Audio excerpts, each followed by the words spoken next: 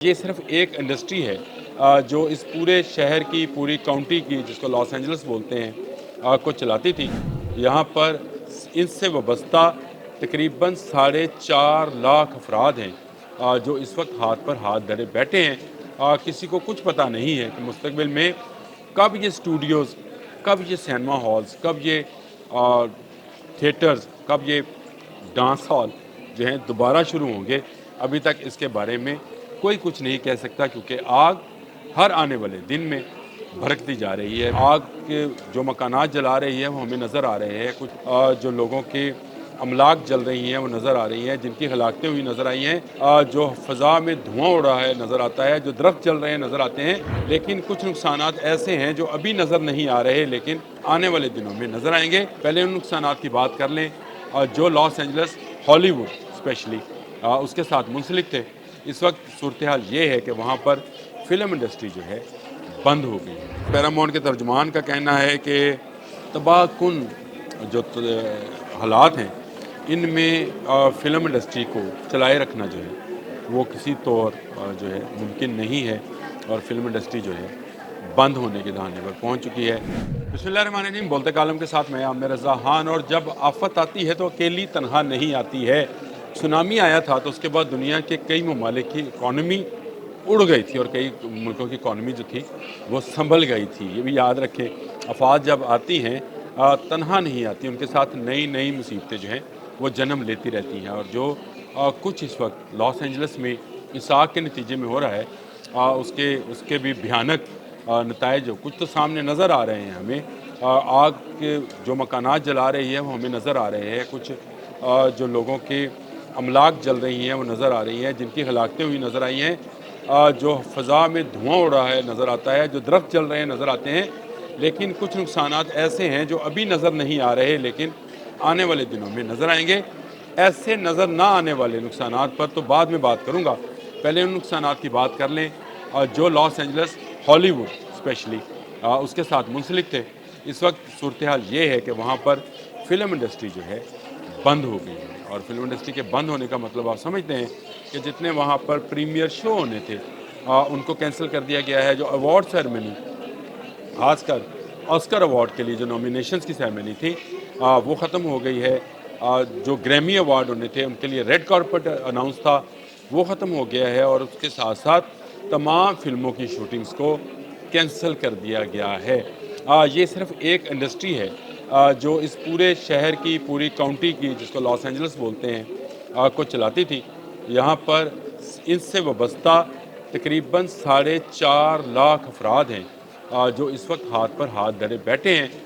کسی کو کچھ پتہ نہیں ہے کہ مستقبل میں کب یہ اسٹوڈیوز، کب یہ سینما ہالز، کب یہ تھیٹرز، کب یہ ڈانس ہال جو ہیں دوبارہ شروع ہوں گے۔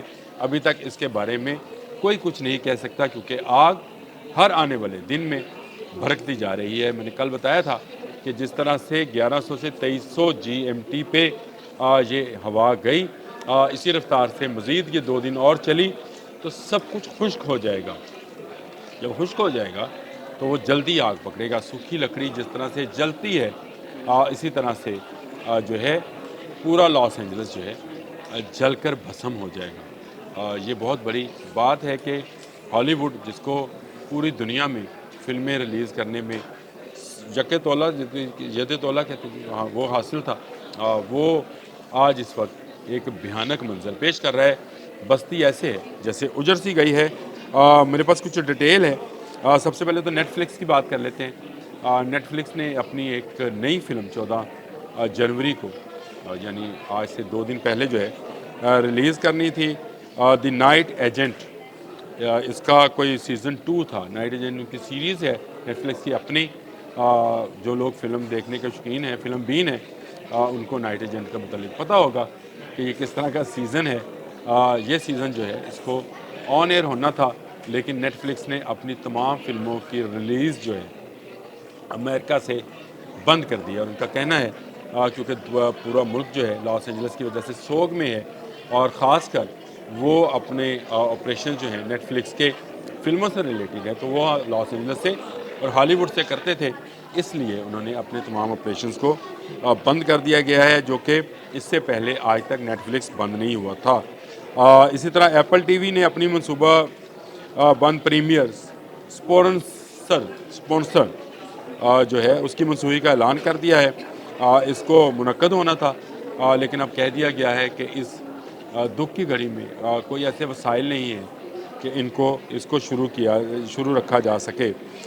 इसी तरह सोनी ट्राई स्टार की film one of them days जो है, अगर मैं जो गलती नाम की लगे, लेकिन वन ऑफ देम डेज़ यानी उन दिनों में से एक जो फ़िल्म थी, इसको भी आना था। ये कॉमेडी फ़िल्म थी, लेकिन ये नहीं आ सकी।